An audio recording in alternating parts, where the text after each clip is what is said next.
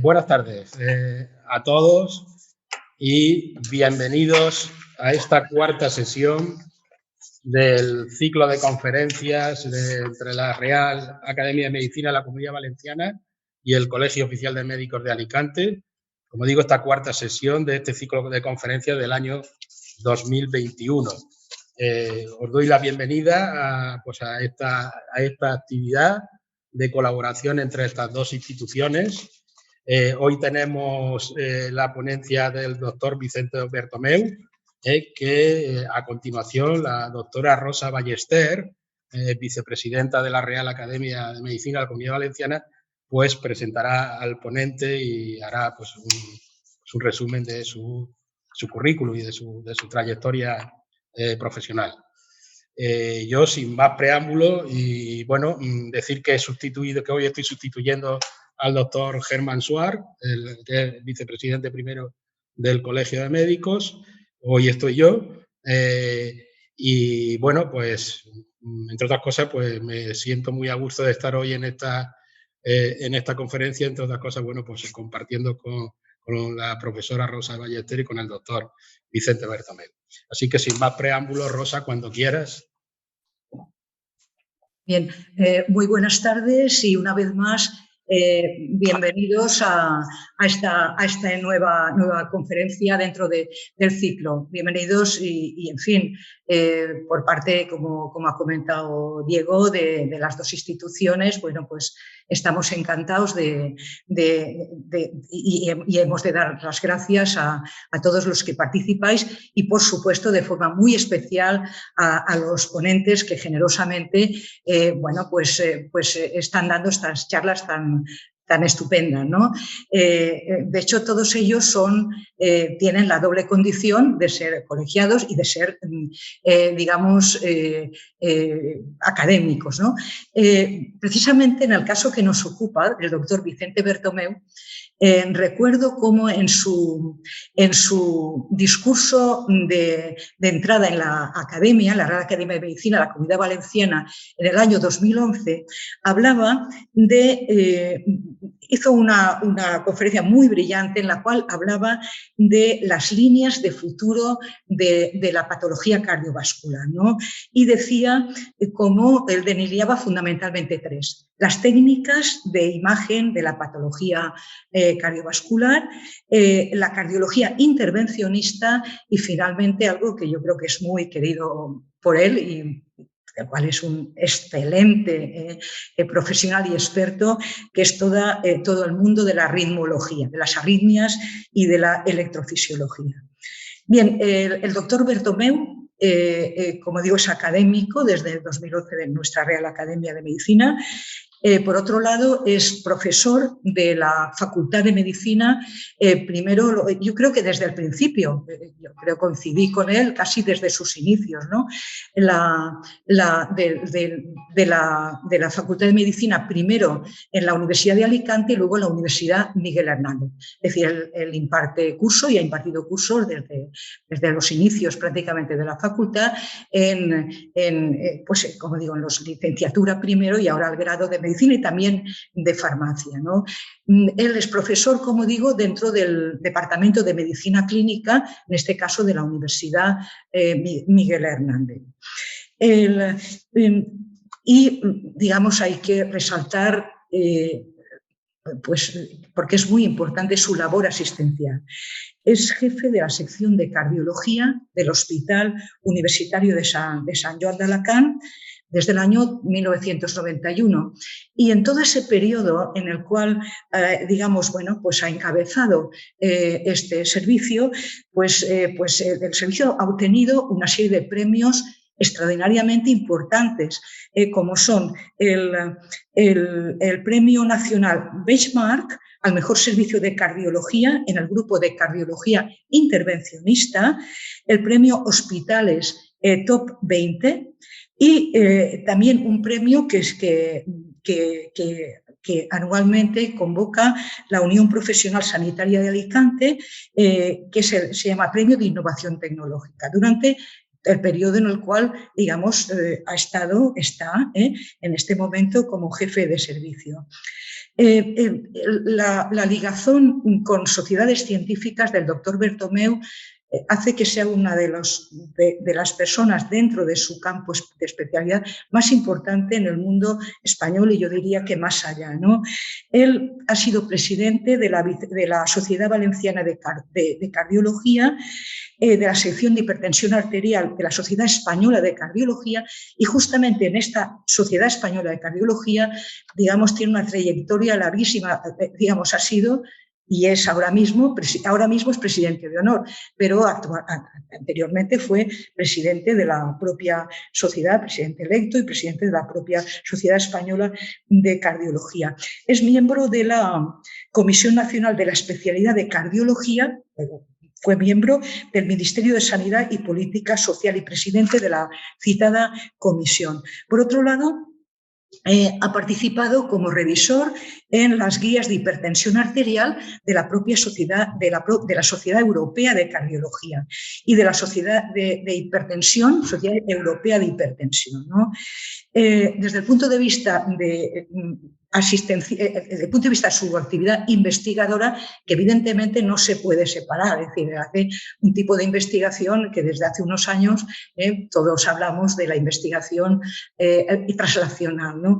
Él es el autor de casi 300 artículos de revista y tiene lo que todos vosotros conocéis, es decir, dentro del Journal Citation Reports, el índice H, ¿no? Un índice H de un factor H de 26, lo cual está muy, pero que muy, muy, muy bien. Bueno, nos da idea de su calidad investigadora. Es miembro del Comité Científico del FISABI, como se sabe bien, esa Fundación para la Investigación Sanitaria y Biomédica de la Comunidad Valenciana. Y quiero resaltar, encabeza el grupo, es el jefe de grupo del programa Heracles, de la Red de Investigación Cardiovascular, que es una de las redes del Instituto de Salud Carlos III, en una línea que es una línea de mecanismos de la hipertensión esencial y es una línea que destaca por ser extraordinariamente multidisciplinar, ¿no? Donde desde la fisiopatología, la epidemiología, la cardiología, la genética, la biología molecular, la estadística, es decir, es extraordinariamente potente y muy, muy importante. Pues bien, él es el jefe de grupo de este programa Heracles. Ha realizado como una labor de transferencia de conocimiento, entre otros lugares, al sector privado, encabezando hasta 18 proyectos de investigación con financiación privada o de empresas y colaborando en otros 12. Es miembro del Comité Científico Nacional de 19 registros multicéntricos, como digo, a nivel de todo el Estado, ¿no? Y bueno, pues ha participado naturalmente en muchísimas, en centenares de publicaciones en congresos nacionales e internacionales, evaluador de agencias como el FIS y después como un elemento muy importante, ¿no? Digamos, su papel formando parte de consejos editoriales de revistas importantes como la Revista Española de Cardiología, que está incluida en el Easy Web of Knowledge, y miembro del comité editorial de la edición en español de la American Journal of Hypertension y también, digamos, es el editor de la revista Clicker. Y probablemente hay alguna más que se me ha olvidado que yo creo, bueno, de Medical Economics también, de la revista Medical Economics, también, digamos, participa dentro de estos consejos editoriales. Como he comentado antes, su papel en la formación de pregrado bueno, pues tiene una dilatada trayectoria de los inicios de nuestra Facultad de Medicina, pero además a nivel de posgrado y de innovación, resaltaría, y con eso termino, ha sido presidente de la Comisión de Formación de la Sociedad Española de Cardiología, miembro de la Comisión Nacional, de la Especialidad de Cardiología del Ministerio de Sanidad y fue presidente de esa misma comisión. Y además es director de una cátedra de cardiología y en la universidad, una de estas cátedras fundacionales de la Universidad Miguel Hernández de Elche, y digamos, donde desde allí se se establecen y se crean y se elabora una serie de plataformas de formación siempre en colaboración con la Sociedad Española de Cardiología, donde se ofrecen másteres y cursos avanzados de extraordinaria importancia dentro del mundo, claro, de las distintas especialidades y ramas de la cardiología. Y bueno, pues digamos el currículum es mucho más extenso, pero naturalmente lo importante es, yo creo que he intentado resaltar lo fundamental y bueno, pues le vamos a dar la palabra, que eso es agradeciéndole una vez más desde la academia, y ahora hablo en nombre de su presidenta, la doctora Carmen Leal, y en fin, dentro de este entorno, ¿no? de este ciclo de conferencias online, al profesor Bertomé, pues su presencia aquí. Cuando quieras, por favor, Vicente. Muchas gracias, Rosa. Muchas gracias por esta amable y un poco exagerada presentación, pero en fin, es la amistad lo que nos mueve y así lo reconozco. Muy bien. Ante todo, también quiero dar las gracias, lógicamente, al Colegio de Médicos de Alicante y a la Real Academia de la Comunidad Valenciana la oportunidad que me dan de participar en este ciclo de conferencias. Se me propuso el tema, realmente no lo elegí yo, me lo propuso profesor Moya, que hablará de la fracción de eyección. La fracción de eyección es un concepto, es un indicador, realmente ya lo adelanto, es un indicador de riesgo con el cual hemos convivido los cardiólogos en los últimos 40 o 50 años, pero que me va a permitir hacer un paso por la cardiología que he vivido yo durante muchos años hasta llegar al momento actual, porque de alguna forma es indicativo de cómo en el conocimiento científico, cuando alcanzamos el conocimiento de algo y creemos que ya lo tenemos todo claro, eso nos abre una ventana de incógnitas y de posibles áreas de investigación, que es donde estamos ahora y es lo que les voy a tratar de transmitir. Bueno, en la presentación, como en esta diapositiva, pues en primer lugar, teniendo en cuenta que esta conferencia no está dedicada exclusivamente a cardiólogos, voy a intentar definir qué es la fracción de eyección, cómo se mide y cuál es el significado clínico. Básicamente lo que ya he adelantado es que es un indicador pronóstico, y de este indicador pronóstico pues vamos a comentar las certezas, las preguntas que se nos plantean y luego la trascendencia que tiene en la práctica clínica. El concepto de la fracción de eyección procede de hace casi 50 años, cuando Eugene Braunwald, que para los cardiólogos es como nuestro maestro, es realmente un cardiólogo que sigue viviendo y sigue ejerciendo. Tiene 91 años, pero sigue participando activamente en los congresos americanos y en el Congreso Europeo, y es verdaderamente admirable porque físicamente está muy bien, pero su capacidad intelectual desde luego es extraordinaria, ¿no? Y ya él definió en el año 1967 que el corazón es una bomba aspirante e impelente que garantiza un flujo adecuado de sangre a los tejidos.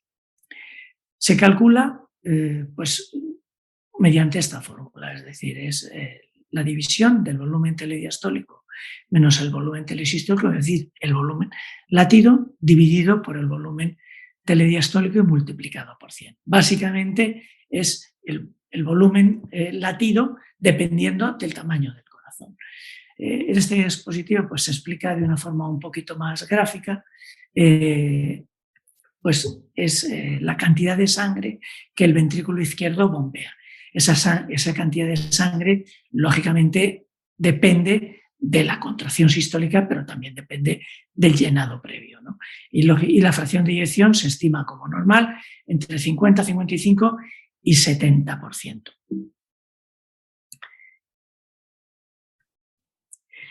Tradicionalmente, bueno, el tamaño del corazón ha sido un indicador del riesgo del corazón. Esta es una diapositiva de las fases iniciales de la cardiología actual, en la que vemos una importante cardiomegalia que acuñó probablemente esa absurda frase que tiene el corazón más grande que la caja. Probablemente esta es una de las radiografías que movían a hacer ese comentario, que es un poco absurdo, pero realmente tenía una gran trascendencia desde el punto de vista clínico y realmente pues, era una expresión de que las cosas iban mal. Posteriormente, cuando se empezaron a hacer ventriculografías, que fue la primera técnica de imagen que se hizo en la cardiología moderna, ya nos permitía medir el volumen telediastólico y el volumen telesistólico. Y de esa forma teníamos los dos datos que necesitamos para calcular la fracción de eyección, que no deja de ser una medida del rendimiento mecánico del ventrículo izquierdo. Posteriormente apareció la ecografía, inicialmente la ecografía en modo M, en el cual podemos ver las paredes del ventrículo izquierdo, cómo se contraen en sístole y se relajan en diástole, y en base a esas diferencias de tamaño, pues podíamos hacer una asunción de la fracción de eyección. Posteriormente, con la ecografía bidimensional, nos permite calcular el volumen del ventrículo izquierdo, tanto en telesístole como en telediástole, con lo cual la medida es mucho más sencilla porque realmente únicamente planimetrando el perímetro de la cavidad ventricular en telesístole y en diástole, el equipo te da la medida automática. Pero otras técnicas, como los isótopos y en este caso como la resonancia, también pueden medir la fracción de eyección, de tal forma que la fracción de eyección es una medida que tenemos los cardiólogos actualmente presentes en la práctica clínica, en el ejercicio diario, a la hora de valorar la función mecánica del ventrículo izquierdo. Y como decía, los equipos tanto de resonancia como de isotópicos, como los de eco, miden automáticamente la fracción de eyección. Y esto ha cambiado absolutamente el enfoque de la cardiología actual. En el año 1970, el diagnóstico de la insuficiencia cardíaca era un diagnóstico clínico, con esos criterios que se exponen en la diapositiva de Framingham, que son basados en sintomatología clínica y en datos de la exploración física. En las últimas guías de práctica clínica para hacer el diagnóstico de insuficiencia cardíaca ya se exige no solamente una clínica de disnea, una exploración física con edemas, con crepitantes bivasales, sino también alteraciones en el ecocardiograma, alteraciones estructurales en el ecocardiograma, y últimamente se han incorporado los péptidos natriuréticos para la confirmación del diagnóstico de insuficiencia cardíaca. Por lo tanto, hoy en día, para hacer el diagnóstico de insuficiencia cardíaca, una técnica de imagen en la que se valore la función ventricular es necesaria. Como os he dicho anteriormente, realmente los médicos en medicina siempre queremos saber el pronóstico. Cuando estudiamos en los libros de texto, uno de los capítulos de cada patología era evolución y pronóstico de la enfermedad. Realmente buscamos siempre un marcador que nos permita poner mayor atención en el cuidado de ese paciente y además informar al paciente y a los familiares de la situación de mayor o menor gravedad. Y la fracción de eyección se ajusta perfectamente a este objetivo. En la década de los 70, el control de los factores de riesgo estaba absolutamente desbocado, es decir, realmente no se era consciente en aquel momento de los peligros del tabaco, de la obesidad, del sedentarismo, etcétera, ¿no?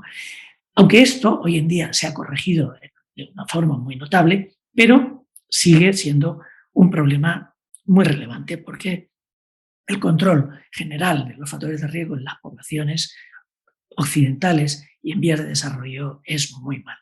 Y esto da lugar a la aparición de la cardiopatía isquémica. En la década de los 70, cuando no teníamos forma de tratar a los pacientes que tenían un problema coronario, pues vivíamos grandes desastres, ¿no? Como vemos en la diapositiva, un gran infarto de toda la cara posterior, inferior, lateral y también anterior, ¿no? Y se producían complicaciones mecánicas pues también dramáticas, como digo, roturas de la pared libre del ventrículo izquierdo, roturas del septo o roturas de los músculos papilares, ¿no? En otras ocasiones no se producían estas dramáticas complicaciones, como decía, pero se iba produciendo un deterioro de la pared del ventrículo izquierdo por la isquemia, por una isquemia crónica o bien por una afectación directa del miocardio por un proceso infeccioso, como por ejemplo una miocarditis, pues el miocardio del ventrículo izquierdo pues, se deterioraba, se sustituía las fibras musculares por colágeno, bueno, no totalmente, lógicamente, pero había una gran componente de colágeno que deprimían la función ventricular. Pero cuando aparece la posibilidad de hacer coronariografías, ya podemos identificar la patología a nivel coronario. Y el salto terapéutico, pronóstico y el salto en la evolución de la enfermedad absolutamente fue cuando las técnicas de diagnóstico como la coronariografía se convirtieron en técnicas terapéuticas, de tal forma que mediante un cateterismo podemos identificar una lesión, como vemos en este fotograma, introducir un catéter con un balón y desplegar un stent de tal forma que podemos recuperar el diámetro que tenía, recanalizar esa arteria. Esto ha cambiado radicalmente el pronóstico de la enfermedad. De mortalidades en torno a un 30% anual se baja a mortalidades de un 7% anual en el tratamiento de la cardiopatía isquémica. Pero esto no solamente ha afectado al pasado y no afecta exclusivamente a la enfermedad coronaria. Hay otras patologías como la enfermedad valvular que deterioran el músculo y recientemente pues, el COVID pues, el COVID genera miocarditis, genera afectación del miocardio y los pacientes que tienen una miocarditis tienen un pronóstico 10 veces peor que el de los pacientes que no tienen miocarditis. Por lo tanto, no es un problema pasado, sino es un problema real, es un problema actual. Esta es una diapositiva clásica en la que se puede ver la magnitud del problema. Es decir, cuando decimos que el pronóstico y la mortalidad depende de la fracción de eyección, bueno, depende mucho, porque fíjense que en esta diapositiva, conforme nos acercamos al eje de las ordenadas, se va reduciendo la fracción de eyección y la mortalidad se dispara. La mortalidad en fracciones de eyección del 20% es de un 45% en el primer año.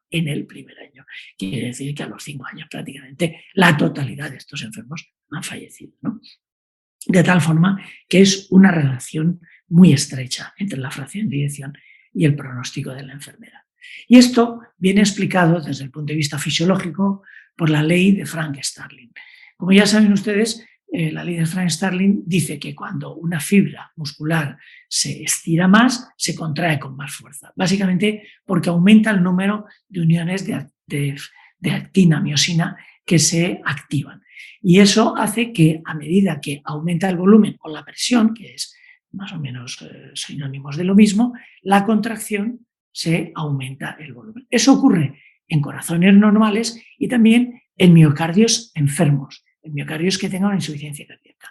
Y con el tratamiento podemos intentar mejorar el rendimiento de este miocardio hasta valores casi normales. Pero esto tiene un punto a partir del cual el mayor estiramiento de la fibra muscular no consigue una mayor fuerza contráctil porque estas puentes de actina-miosina se desligan y a partir de ahí cae la función ventricular y el paciente entra en insuficiencia cardíaca y presenta los síntomas habituales de la insuficiencia cardíaca.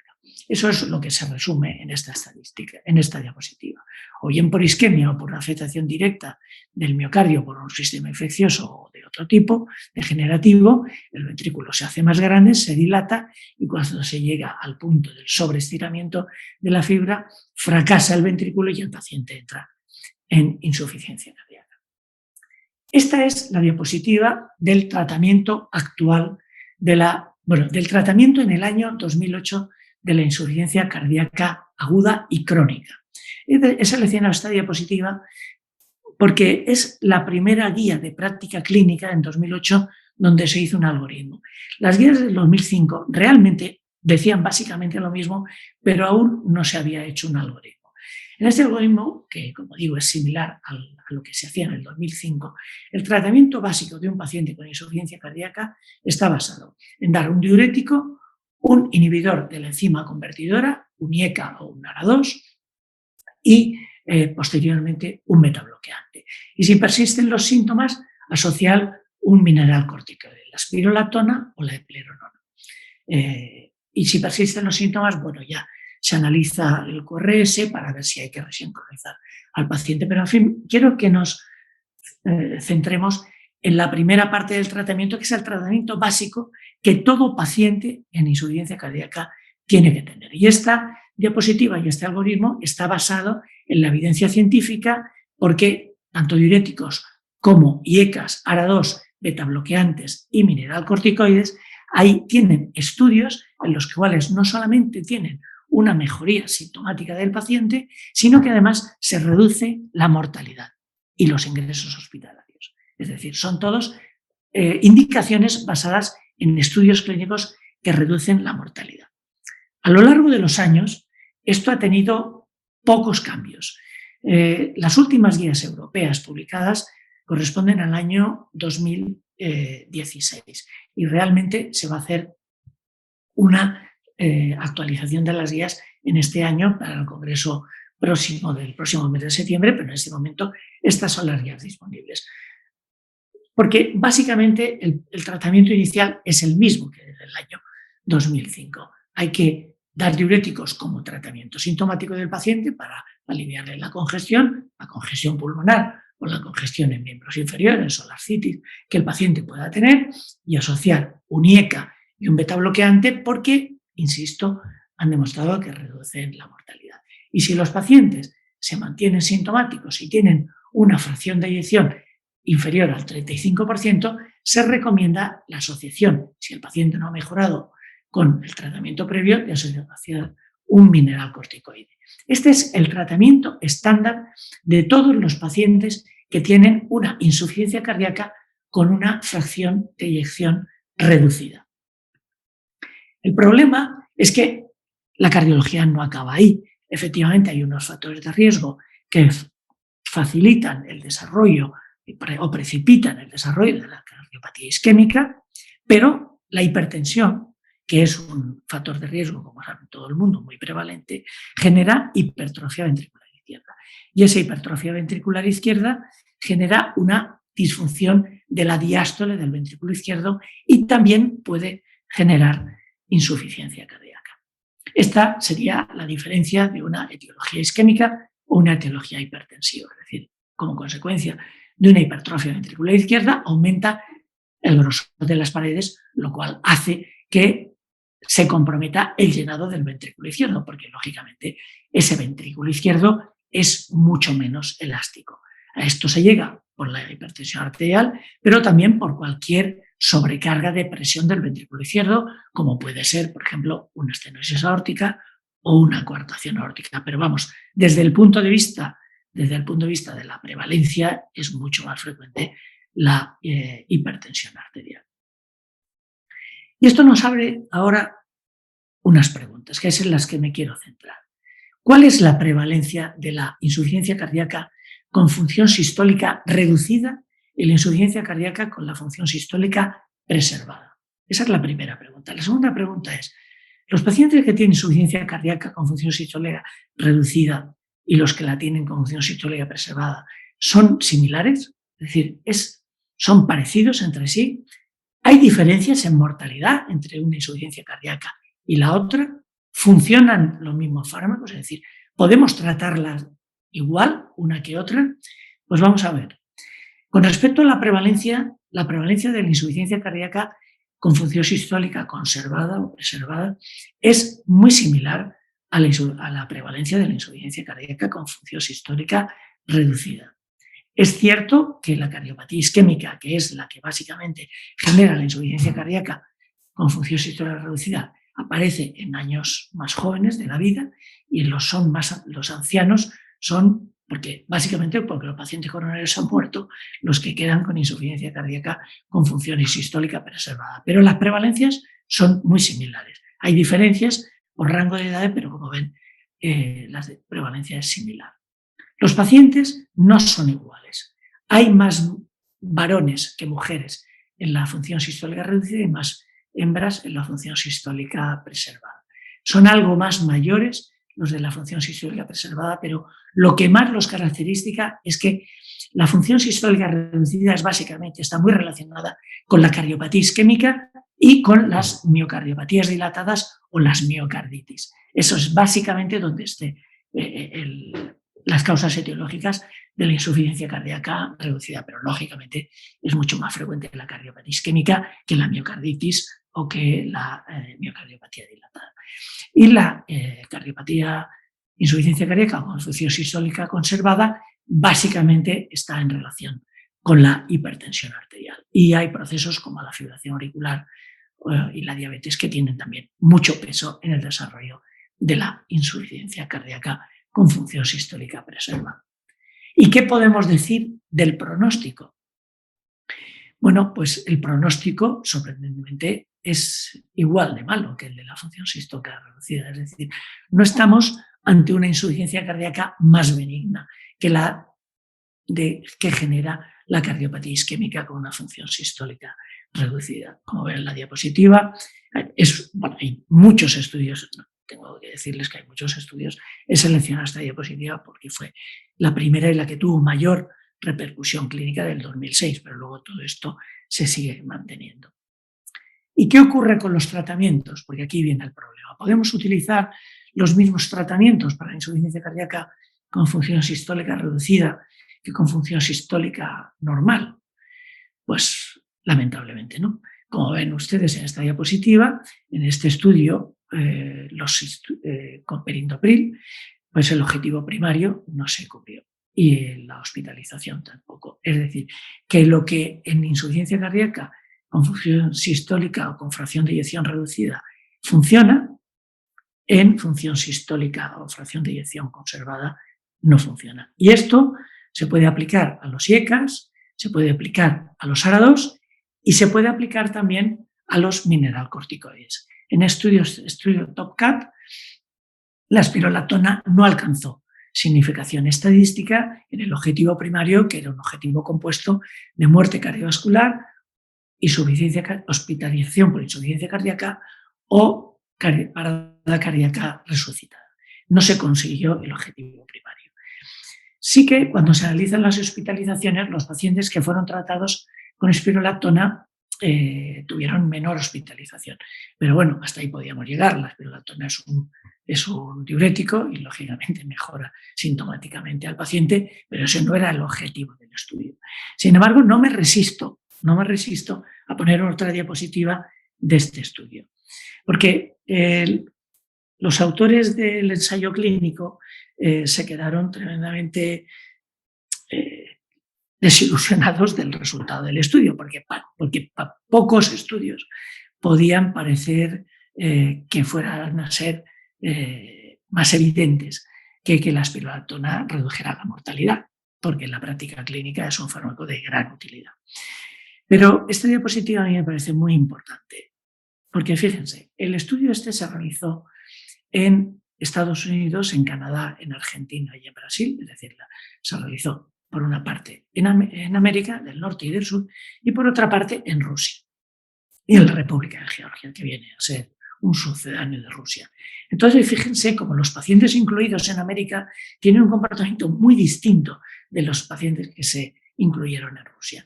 Los pacientes que se incluyeron en América, tanto del norte como del sur, sí que hubo un beneficio de la espironolactona cuando se comparaba con el placebo. Bueno, lógicamente es tratamiento estándar en los dos grupos y en un grupo, además del tratamiento estándar, se le da un placebo y en el otro grupo, además del tratamiento estándar, se le da espironolactona. Sin embargo, eso no ocurrió en Rusia. Pero claro, lo que ocurre en Rusia es que es fantástico, porque tanto el grupo placebo como el grupo terapéutico tienen una evolución muchísimo mejor que el grupo activo y que el grupo placebo de América. Tan es así que la mortalidad de insuficiencia de este grupo de insuficiencia cardíaca en Rusia es similar, incluso inferior, que en algunos países de Occidente a la población general. Si analizáramos esa diapositiva y la lleváramos hasta las últimas consecuencias, lo que tenemos que decir es que los pacientes que tengan insuficiencia cardíaca en Estados Unidos, que se vayan a vivir a Rusia, porque allí se van a curar. Esto lo quiero decir porque estamos viviendo en un momento, por todo este problema que todos conocéis del COVID, en el que se hace apelación al conocimiento científico y donde han salido científicos como setas en las tertulias, en las televisiones y lamentablemente en algunos científicos que deberían dar un poquito más nivel desde mi punto de vista, desde el que están dando. Los estudios hay que no solamente mirar el enunciado y el resultado final y la diapositiva del endpoint primario, sino que hay que leer perfectamente cuáles son los objetivos del estudio, cuál ha sido el diseño del estudio, cuál ha sido el material y métodos, cómo se han reclutado los pacientes y cuáles son los resultados, porque claro, probablemente todos estos pacientes que se incluyeron en el estudio TOPCAT en Rusia es que no tenían insuficiencia cardíaca. Por eso, lógicamente, no salió positivo el estudio, porque es que no podía salir porque los pacientes no tenían insuficiencia cardíaca. Pero, en fin, hecha esta consideración y continuando con el tema de la fracción de eyección, tenemos que decir que la fracción de eyección, los pacientes con insuficiencia cardíaca con fracción de eyección reducida y con fracción de eyección preservada, algunos autores planteaban que eran diferentes estadios de la insuficiencia cardíaca, es decir, que inicialmente la fracción de eyección puede estar preservada, pero a la larga la fracción de eyección se va deteriorando y el ventrículo se va dilatando. Y eso no es así, porque si fuera así, veríamos enfermos más jóvenes en la insuficiencia cardíaca diastólica, es decir, cuando el ventrículo no se ha dilatado. Y eso no es así, ocurre justo al contrario. Los pacientes con insuficiencia cardíaca con fracción de eyección reducida tienen más edad, son más ancianos que los que tienen las que son preservadas más reducida que la avanzada. Además, identificaríamos en la práctica clínica ese proceso y eso no ocurre. En práctica clínica, los cardiólogos eso no lo vemos. Probablemente la fracción de eyección conservada tendría mejor pronóstico y no es así. El pronóstico es similar o incluso más elevado. Y además, si fueran estadios evolutivos, pues razonablemente evolucionarían y reaccionarían igual a los mismos tratamientos y eso, insisto, como hemos visto en las diapositivas anteriores, que no es así. De hecho, hay un estudio que analiza esto en concreto y se ve que no se cambia. El fenotipo de la fracción de eyección reducida no es una consecuencia evolutiva de un ventrículo con insuficiencia cardíaca con fracción de eyección preservada que se ha pasado al grupo de la reducida. Son dos vías, son como dos autopistas independientes una de la otra. Y esto es un problema actual, es un reto clínico, es un reto para los cardiólogos y para los internistas y para los médicos de atención primaria que atendemos a los pacientes con insuficiencia cardíaca. Porque la insuficiencia cardíaca con fracción de eyección conservada o función sistólica conservada es un conglomerado de patologías que están interrelacionadas entre sí y que todas ellas pueden producir directamente o indirectamente insuficiencia cardíaca. He estado hablando básicamente de la hipertensión arterial porque es la causa más frecuente y es muy paradigmático. Pero la obesidad central también puede producir insuficiencia cardíaca, pero la obesidad central, como todos ustedes saben, puede producir hipertensión, puede estar relacionada con la diabetes y produce apnea del sueño. La diabetes, a su vez, está relacionada con la obesidad central, con la hipertensión, la enfermedad renal, etc. De tal forma que aquí se pone es un desafío al clínico, es un desafío a la cardiología basada en instrumentos, basada en la eco y en los petio-natriuréticos. El enfoque del médico con una insuficiencia cardíaca, con una fracción de eyección normal, es absolutamente un reto clínico. Y además es más complejo porque tenemos que identificar pacientes que pueden incluirse en el grupo de los pacientes con insuficiencia cardíaca que realmente no tengan una insuficiencia cardíaca. Porque hay pacientes que pueden referir que tienen disnea de esfuerzo, que se cansan, que se fatigan, pero sencillamente porque son obesos, o sencillamente porque tienen ansiedad, o tienen edemas porque tienen una insuficiencia venosa, o precisamente porque tienen una amiloidosis. Una amiloidosis genera una insuficiencia cardíaca con función sistólica preservada, pero es una entidad clínica muy concreta que tenemos que intentar investigar y averiguar. Es decir, que realmente es un problema de primer orden desde el punto de vista sanitario. ¿Por qué? Porque fíjense lo que ha ocurrido con las guías. Esto es lo que nos decían las guías europeas y las americanas en el año 2005. En el año 2005, en la parte izquierda de la diapositiva, ven ustedes lo que dicen las guías europeas, el European Heart Journal, que decían que las recomendaciones son ampliamente especulativas. Y las guías americanas son mucho más directas, son más prácticos. Bueno, eso ocurre en todos los órdenes de la vida, que los europeos somos bastante diletantes y ya así nos va. Los americanos van más al grano.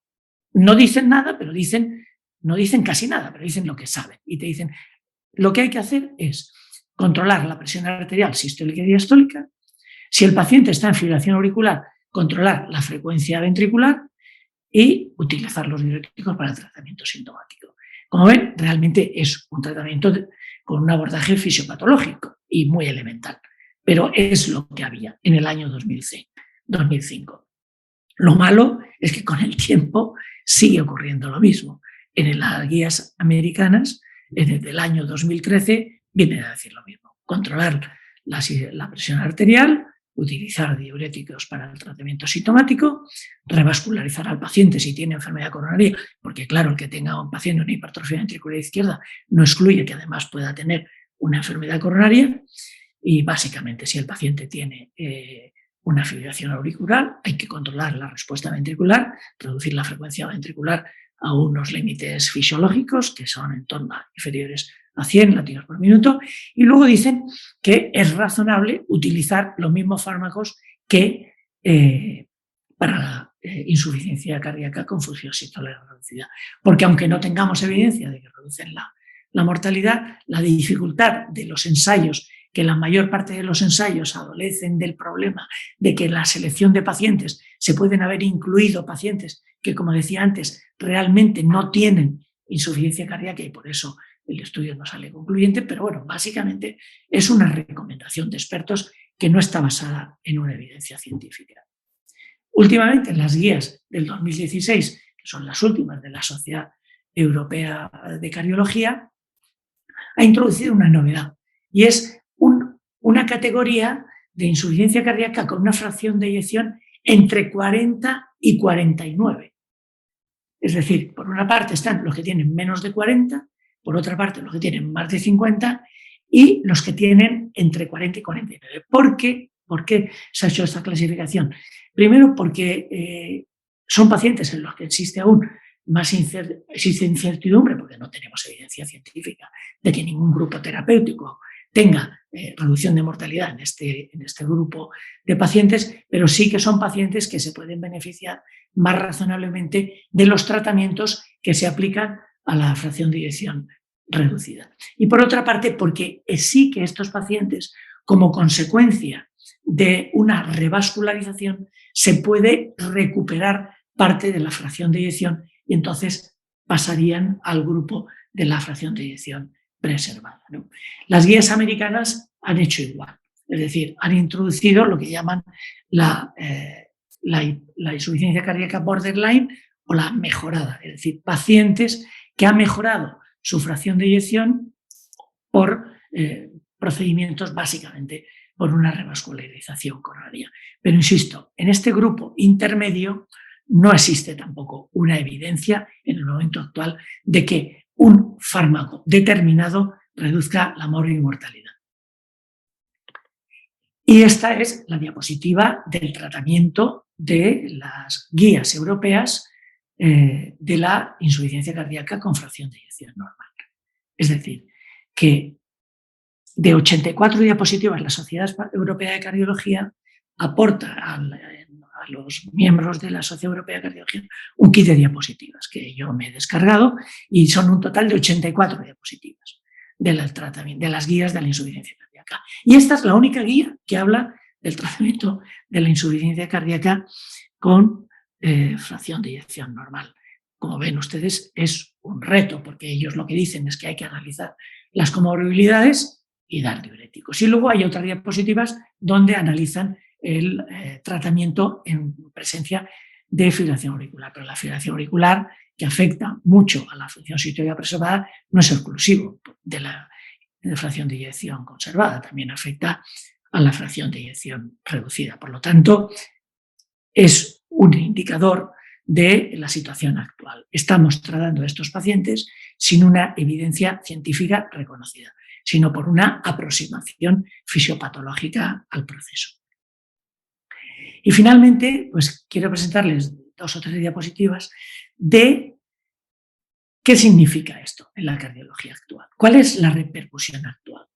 Miren, para esto voy a utilizar unas diapositivas de un estudio que yo puse en marcha en el tiempo que estuve de presidente de la Sociedad Española de Cardiología.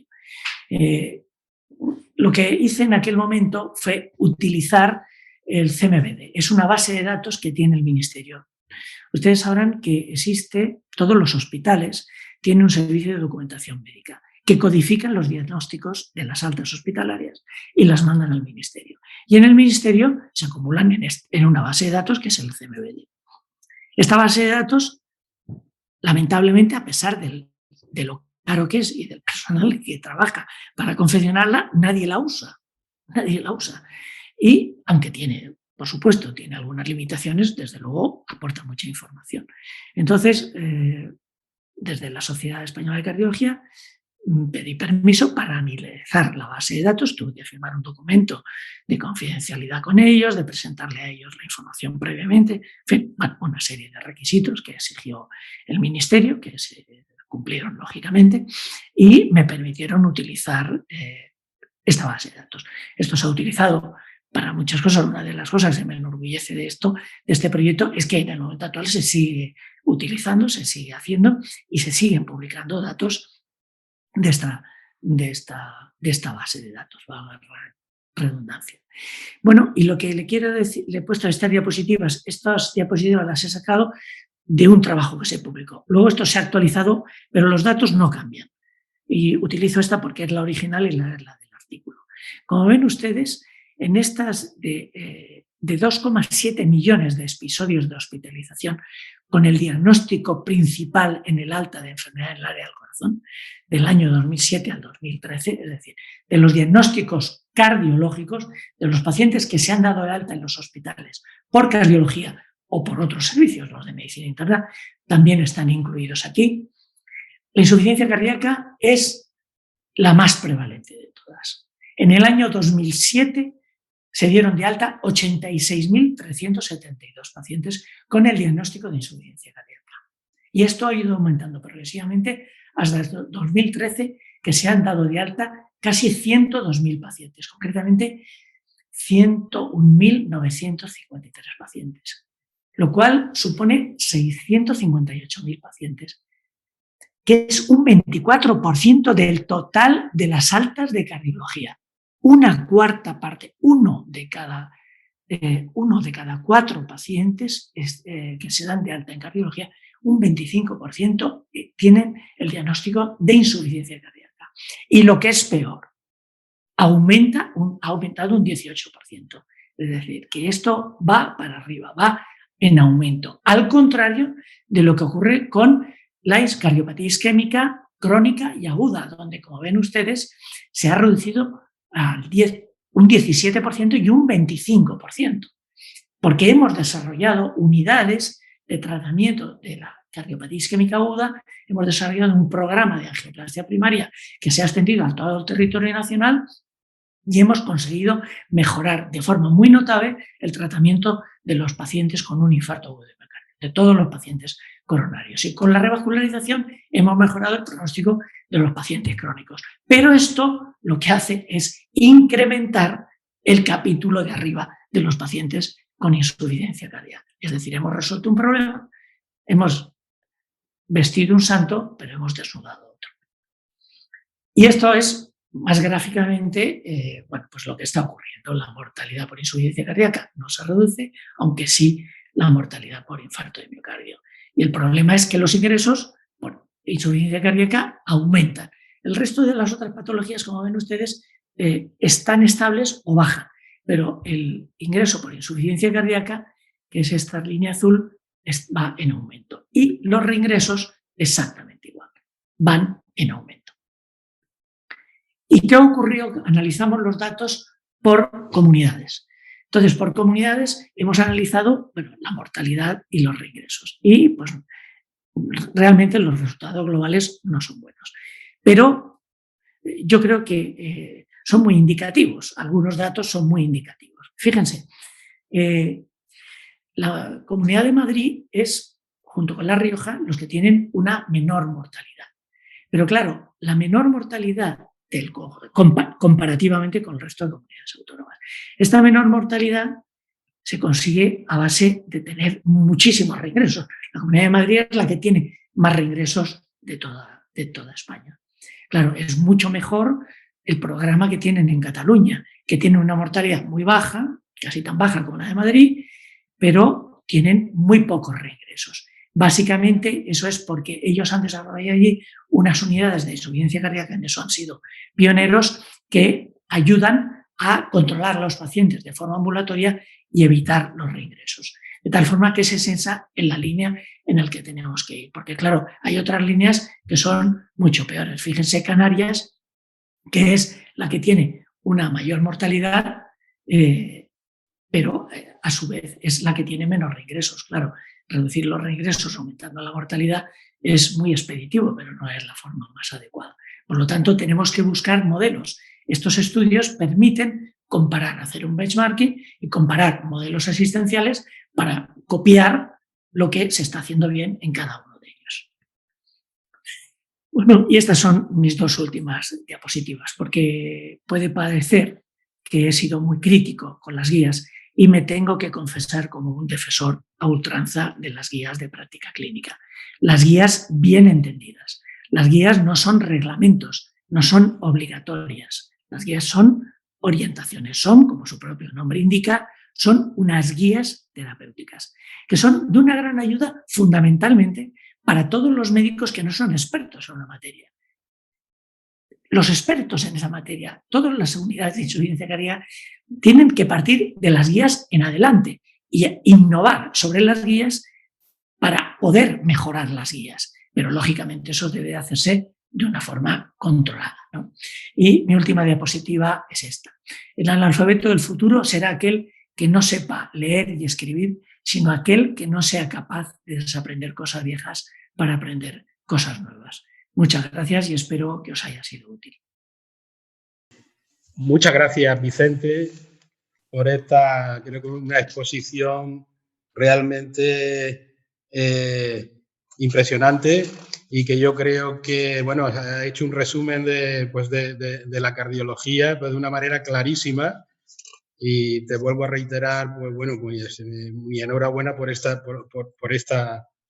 conferencia. Recordarle a todos los que están conectados que pueden hacer preguntas escritas por el chat. Veo que ya hay una pregunta de Sofía Lorenzo del Sol, que dice si es útil la estrategia de preacondicionamiento con levosimendan en dosis única las horas previas a una cirugía en pacientes con fracción de eyección inferior al 35%. Bueno, una pregunta realmente muy concreta. Así que es una pregunta de cardiólogo. Sí, de cardiólogo de unidad de coronaria, efectivamente. Sí, bueno, parece que hay evidencia de que sí que ayuda, pero realmente, lógicamente, yo no me he centrado en estos temas tan particulares porque, lógicamente, me quería dirigir a una audiencia más general y aportar conceptos generales. Yo creo que, evidentemente, los casos puntuales son muy importantes, pero yo siempre me gusta decir que lo que es importante es hacer bien lo de todos los días, lo fácil. Eso es lo que verdaderamente tiene una repercusión social y sanitaria para los pacientes. Lo que hay que hacer es tratar muy bien a los hipertensos, tratar muy bien a los diabéticos, corregir los factores de riesgo y a los pacientes que ya han evolucionado y ya han desarrollado una insuficiencia cardíaca, darle ese primer escalón terapéutico que decía que está basado en diuréticos y ECASOA2, betabloqueantes y mineralocorticoides. Eso es lo que a mí me parece que tiene que quedar claro en esta presentación. Es decir, que eso es lo que tiene que saber todo médico que trata a pacientes con insuficiencia cardíaca, que somos desde atención primaria hasta los cardiólogos. Pero muchas gracias por la pregunta. Bueno. Sí, Rosa, continúa. Bueno, muchas gracias. Bueno, pues nos llegan felicitaciones y enhorabuenas por la calidad y la claridad de la exposición. Recordar también que normalmente estas se están grabando, con lo cual, digamos, se va a poder acceder a ellas en su momento, ¿no? Bueno, aprovecho para, en fin, agradecer al doctor Moya, que además tiene dos preguntas que ahora comentaré, porque, bueno, ha sido, como ha comentado Vicente Bernabeu, ha sido la persona pues, que tuvo la idea digamos, de que fuera este tema el target para hablar en este entorno, ¿no? Las dos preguntas del doctor Moya son una de tipo general y otra específica. En el caso de la general dice, ¿existen variantes genéticas en la insuficiencia cardíaca? Y de tipo específico, en la insuficiencia cardíaca por reducción de la fracción de eyección, ¿es útil la dapaglifosina, inhibidor del cotransportador del sodio-glucosa? Una general, si hay variantes genéticas... Sí. Bueno, las variantes genéticas, bueno, yo tengo que decir que yo estoy seguro de que sí, pero no existe una evidencia científica absolutamente consensuada y lo que tampoco podemos hacer es identificar esas variantes genéticas que nos permitan individualizar el tratamiento en un paciente u otro. Pero sí que es cierto que hay no todos los hipertensos desarrollan la misma hipertrofia para niveles similares de presión arterial. Hay pacientes que con hipertrofias, que con hipertensiones no muy severas generan mucha hipertrofia ventricular izquierda y otros no tanto. Por lo tanto, esa es una explicación desde el punto de vista clínico. Pero lo que no podemos es hacer ningún test que nos identifique un subgrupo de pacientes para dar un tratamiento a otro. Con respecto a la segunda pregunta, pues tengo que decir que por no alargarme en la presentación, he quitado una diapositiva en la que incluía una recomendación de las guías de la empaglifosina. La empaglifosina está recomendada para el tratamiento de la insuficiencia cardíaca con indicación 2A, es decir, porque hay un estudio que es el EMPA-REG que ha demostrado que se reduce la mortalidad. Bueno, tengo que decir, para los que no conozcáis, que la empaglifosina es un antidiabético. Es decir, es un fármaco antidiabético que lo que hace es actuar sobre la resorción de glucosa en el túbulo renal. Lo que hace es generar una glucosuria y esa glucosuria baja la glucemia. Pero esa glucosuria arrastra líquido, arrastra agua y arrastra sodio y por eso se puede, de hecho, estoy absolutamente convencido que se va a incluir en el tratamiento inicial, en el tratamiento de entrada de los pacientes con insuficiencia cardíaca. Estoy absolutamente convencido. Incluso independiente, por supuesto, si es diabético, por supuesto, pero incluso en ausencia de diabetes.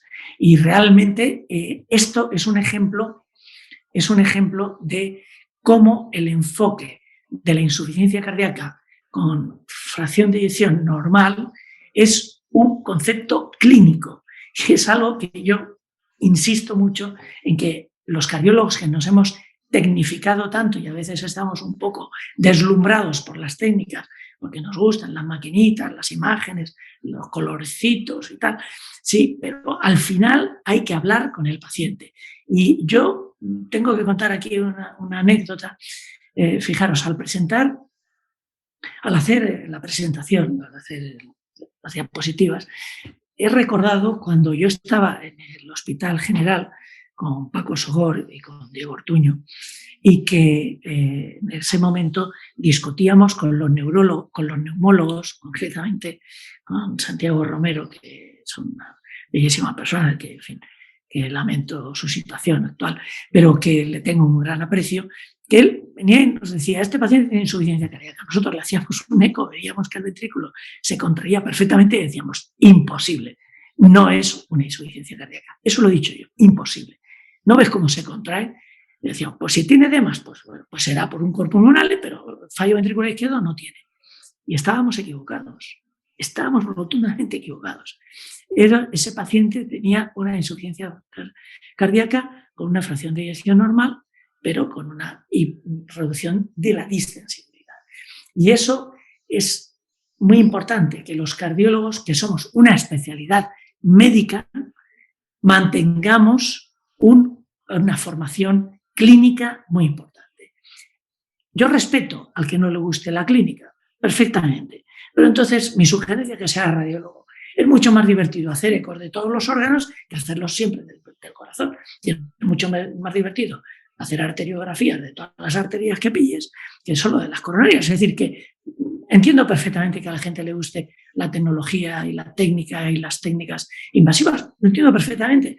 Pero esa no es la especialidad de cardiología. La especialidad de cardiología es una especialidad clínica. Bueno, y solamente decirle al doctor Moya también que algunos de mis compañeros perdonad la expresión, se han cachondeado de mí de que tenga que hablar a estas alturas de la fracción de eyección. Ayer me lo dijo un compañero mío, me dijo, ¿a estas alturas vas a hablar de fracción de eyección? Y digo, pues mira, a ver si te conectas y te vas a enterar. Está muy bien. Pero tengo que decirte que se han cachondeado de mí más de uno y más. Espero que oigan esto. Bueno, hay varias personas que dan la enhorabuena, bueno, con calificativos. Por ejemplo, nuestro compañero Paco Sánchez del Campo. Gracias, Vicente, por tu lección clara y concisa para todos, ¿no? Es decir, por ahí van los calificativos, ¿no? Cálida, clara, con mucha calidad y concisa para todos. Y Perdón, un momento, Rosa. Hay una cosa que me he dado cuenta a lo largo de la charla, es que en cardiología utilizamos indistintamente función sistólica normal y fracción de eyección normal, porque son sinónimo de lo mismo, pero cuando he dicho función sistólica normal me refería a la fracción de eyección, porque la función sistólica normal sabemos que es normal porque le hemos calculado previamente la fracción de eyección. Pero en la charla me estaba dando cuenta que iba alternando los términos, pero que son sinónimos. Ha sido fantástico. Diego, te paso la palabra, Diego. Sí, Vicente, primero, nada, me alegro mucho tu reflexión que has hecho hace unos momentos sobre lo de que muchos cardiólogos pues, pierden un poco la perspectiva clínica, se centran mucho en las técnicas complementarias y el tema de si la fracción de eyección es normal, no hay insuficiencia cardíaca, eso es un argumento que se sigue utilizando en la actualidad, sobre todo, digamos, en las urgencias, sobre todo para defender la portería. A ver, lo que me refiero. Ya saben que muchas veces los residentes tienen, no sé si es una cosa explícita o es un mensaje implícito de que tienen que bajar a las urgencias para defender la portería y para evitar ingresos. Y entonces van con su eco portátil y te dicen, fracción de eyección normal, tal cual, la eco normal, no hay insuficiencia cardíaca. Entonces me alegro mucho por tu reflexión sobre de que la insuficiencia cardíaca, pues aunque cuando la fracción de eyección normal, pues lo que manda pues es la clínica, ¿no? Claro. La clínica. Aunque en este aspecto ya te imaginas que tengo un conflicto de intereses serio, claro. Pero sí que deseo haber contribuido un poco a aclarar esa situación. Pues muchísimas gracias, estamos ya fuera de tiempo. ¿Puedo hacer una pregunta? Sí. O tenemos que cortar ya? Bueno, pues sí, yo creo que la última aún nos da tiempo, sí, Diego. Quería, Vicente, preguntarte, porque en un momento de la charla, en ese estudio, creo que era Recalca, creo que se llama. Recalcar. Recursos y calidad en cardiología. Eso. Que había una reducción muy importante, no sé si del 20-25% en los episodios de hospitalización por cardiopatía isquémica, ya sea crónica o aguda, y por otra parte un aumento en los episodios de hospitalización por insuficiencia cardíaca. Y la pregunta es si la reducción de episodios de hospitalización por la cardiopatía isquémica es o en qué grado ha influido, por una parte, digamos, la mejora del manejo clínico y el avance de todas las técnicas invasivas, etcétera, y por otra parte, la prevención y la mejora en el control de los factores de riesgo, fundamentalmente que la gente, pues en los últimos años está abandonando afortunadamente más el hábito tabáquico, ¿no? Sí, eso es así. Es así, por supuesto, se ha mejorado el control de los factores de riesgo, pero yo creo que el peso de esa reducción de las estancias hospitalarias es porque el desarrollo de la cardiología intervencionista ha sido espectacular. Realmente hoy en día se revascularizan los pacientes, prácticamente no existe la angina estable.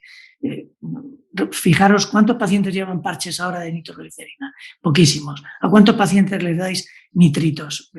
Prácticamente eso ha quedado en desuso porque la revascularización percutánea ha cambiado radicalmente el pronóstico de la cardiopatía isquémica. Pero lo que hemos hecho es que esos pacientes van pasando, se va generando una enfermedad del pequeño vaso, el miocardio se va deteriorando y entran, no se mueren de isquemia, pero pasan al grupo de la insuficiencia cardíaca. Muy bien.